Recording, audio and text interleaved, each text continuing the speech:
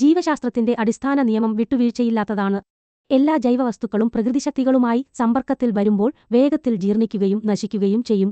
ലാൻസിയാനോ എന്ന ഇറ്റാലിയൻ നഗരത്തിൽ 8-ാം നൂറ്റാണ്ടിലെ ഒരു തിശേഷിപ്പ് 1200 വർഷങ്ങളായി തുറന്ന അന്തരീക്ഷത്തിൽ അവശേഷിക്കുന്നു.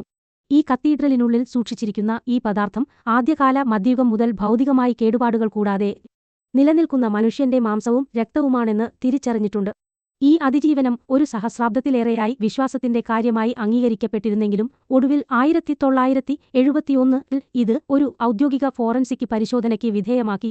ഈ കോശം പ്രകൃതിയുടെ സാധാരണ നിയമങ്ങൾ പാലിച്ചിരുന്നെങ്കിൽ അത് നൂറ്റാണ്ടുകൾക്ക് മുമ്പ് തന്നെ പൊടിയായി മാറുമായിരുന്നു.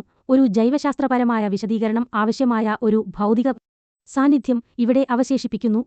ഒഡോവാർഡോ ലിനോലി തന്റെ 1971-ലെ വിശകലനം ആരംഭിച്ചത് ഈ തിരുശേഷിപ്പിനെ ഒരു ഫോറൻസിക് രഹസ്യമായി കണക്കാക്കിക്കൊണ്ടാണ്. കോശങ്ങൾ യഥാർത്ഥത്തിൽ സംരക്ഷിക്കപ്പെട്ടിട്ടുണ്ടോ എന്ന് നിർണ്ണയിക്കാൻ അന്നത്തെ ലബോറട്ടറി ഉപകരണങ്ങൾ ഉപയോഗിച്ചു.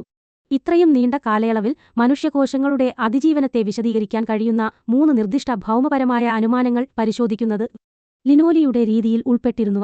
ആദ്യത്തെ അനുമാനം പുരാതന മമ്മിഫിക്കേഷൻ സാങ്കേതികവിദ്യകൾ ഉപയോഗിച്ചാണോ ഈ കോശം സംരക്ഷിക്കപ്പെട്ടതെന്നതായിരുന്നു. അത്തരം സംരക്ഷണത്തിന് ആവശ്യമായ മമ്മിഫിക്കേഷൻ ഉപ്പുകളുടെയോ റെസിനുകളുടെയോ യാതൊരു ലക്ഷണവും ലബോറട്ടറി ഫലങ്ങൾ കാണിച്ചില്ല. രണ്ടാമത്തെ അനുമാനം ഫോർമാൽഡിഹൈഡിന്റെ ഉപയോഗം പോലുള്ള ആധുനിക രാസപരമായ ഇടപെടലുകൾക്കായി തിരഞ്ഞു. സാമ്പിളുകളിൽ കൃത്രിമ പ്രിസർവേറ്റീവുകളോ രാസവസ്തുക്കളോ അടങ്ങിയിട്ടില്ലെന്ന് പരിശോധന സ്ഥിരീകരിച്ചു. പുരാതന മമ്മിഫിക്കേഷനും ആധുനിക രാസവസ്തുക്കളും ഒഴിവാക്കുന്നതിലൂടെ ജൈവവസ്തുക്കൾ മനഃപൂർവ്വം ചീഞ്ഞുപോകാതെ സൂക്ഷിക്കുന്നതിനുള്ള 2 പ്രധാന വഴികൾ ഈ പഠനം ഇല്ലാതാക്കി. മൂന്നാമത്തെ അനുമാനം പരിസ്ഥിതിയെ പരിശോധിച്ചു. കോശങ്ങൾ വായു കടക്കാത്ത രീതിയിൽ അടച്ചതോ ഹെർമെറ്റിക്കലി സീൽഡ് അല്ലെങ്കിൽ വാക്വം പായ്ക്ക് ചെയ്തതോ ആയ പാത്രത്തിൽ സൂക്ഷിച്ചിരുന്നോ? രേഖകളും ഭൗതിക പരിശോധനയും സ്ഥിരീകരിച്ചത് ഈ കോശം 12 നൂറ്റാണ്ടുകളായി അന്തരീക്ഷത്തിലേക്കും സാധാരണ ജൈവിക ഘടകങ്ങളിലേക്കും പൂർണ്ണമായും തുറന്നുവച്ചിരിക്കുകയായിരുന്നു എന്നാണ്.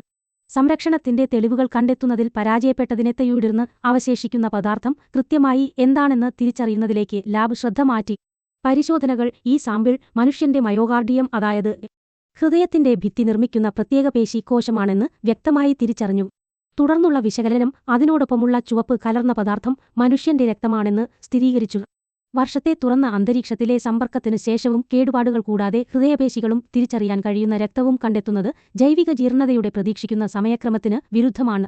ഈ ചാർട്ട് ലാൻസിയാനോ സാമ്പിളിനൊപ്പം പുതിയ മനുഷ്യരക്തത്തിന്റെ പ്രോട്ടീൻ അനുപാതം കാണിക്കുന്നു. തിരുശേഷിപ്പിന്റെ പഴക്കം കണക്കിലെടുക്കാതെ പ്രോട്ടീനുകൾ സാധാരണ രീതിയിലാണ് കാണപ്പെടുന്നത്. സാമ്പിൾ പുതിയ രക്തത്തിന്റെ സവിശേഷത നിലനിർത്തുന്നു. ഒരു സഹസ്രാബ്ദത്തിലേറെയായി സ്വാഭാവികമായി നിലനിർത്താൻ കഴിയാത്ത ഒരു അവസ്ഥയാണിത്. ഫാദർ സ്പിറ്റിസർ നിരീക്ഷിക്കുന്നത് സാമ്പിളുകളിൽ ഉപ്പുകളോ രാസചികിത്സകളോ വായു കടക്കാത്ത സീലുകളോ ഇല്ലാത്തതിനാൽ അവയുടെ നിലവിലെ അവസ്ഥ വിശദീകരിക്കാൻ ഒരു ജൈവശാസ്ത്രപരമായ ചട്ടക്കൂടുമില്ല എന്നാണ്. ജൈവിക തകർച്ചയുടെ അറിയപ്പെടുന്ന പ്രക്രിയകൾക്ക് പുറത്ത് പ്രവർത്തിക്കുന്ന ഒരു പദാർത്ഥത്തെയാണ് തെളിവുകൾ സൂചിപ്പിക്കുന്നത്. ആധുനിക ഫോറൻസിക്സിന് കോശങ്ങളെ തിരിച്ചറിയാൻ കഴിയുമെങ്കിലും ജീവശാസ്ത്രത്തിന് പുനർനിർമ്മിക്കാനോ വിശദീകരിക്കാനോ കഴിയാത്ത ഒരു അവസ്ഥയിലാണ് ഈ തിരുശേഷിപ്പ് നിലനിൽക്കുന്നതെന്ന് 1971-ലെ പഠനം വ്യക്തമാക്കുന്നു.